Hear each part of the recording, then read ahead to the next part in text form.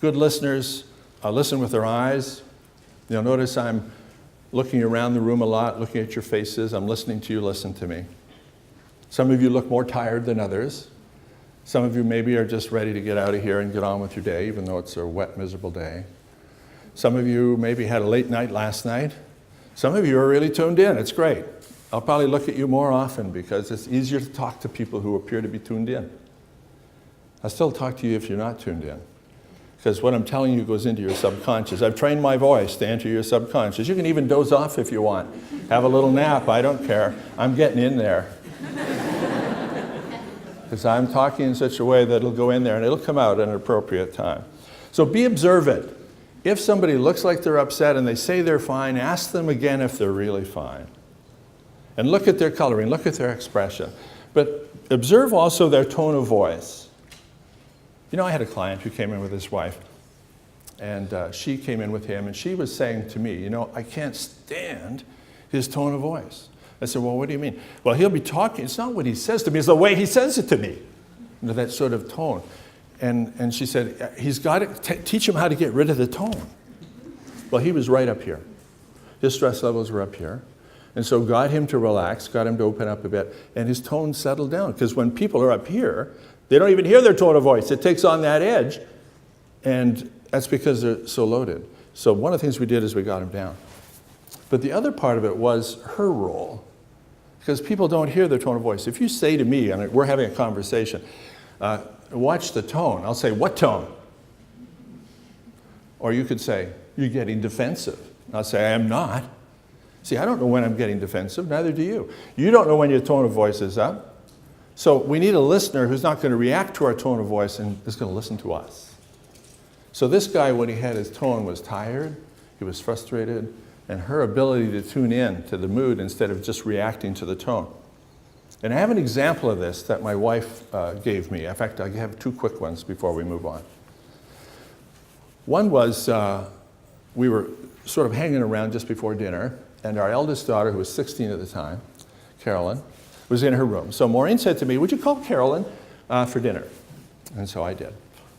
Carolyn! And this is where her listening was really sweet for me. She didn't say to me, don't talk to our daughter that way. We have a 16-year-old daughter. I mean, she's just going to go through the roof if you talk to her that way. She didn't say that. I would have said to her, what way? I didn't hear my tone. She, though, did something really useful for me. She said to me just simply, she said, are you annoyed with her? And I said, no. What makes you think that? Did I sound annoyed? And she said, yeah, you did. Wow, I'm tired. Maybe I sound annoyed when I'm tired. I better be careful how I talk when I'm tired.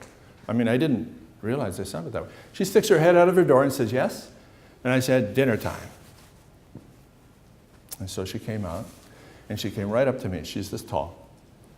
She came right up to me with her hazel green eyes, looked me right in the face, as she's been known to do. She's our eldest child. And she said to me, are you annoyed with me?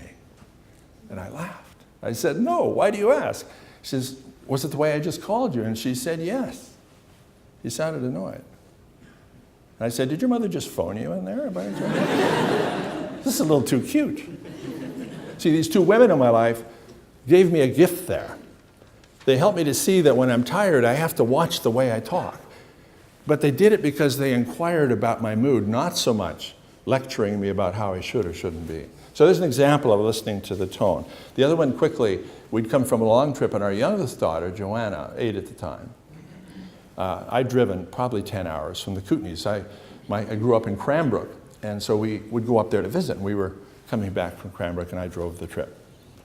And once home, I guess I was tired again, and I was in the kitchen reading the paper, and Joanna was, I don't know, she was nattering about something. And I said, oh, Joanna, don't natter, something like that. Not a big deal. And I could see the look on her face. I'd hurt her feelings. Mother's standing right there. And what she said got me off the hook. She said, Joanna, I think Dad's tired. And I said to her, I am tired, but that doesn't give me any excuse for being rude to you. I'm sorry, I just dismissed you. What is it you want? And we got her done. But again, I thanked her afterwards for not saying, Don't talk to your daughter that way. Or your dad's just in a crummy mood or something like that. She said, I think he's tired. I was able to confirm it. So there's an example of trying to get under by being observant.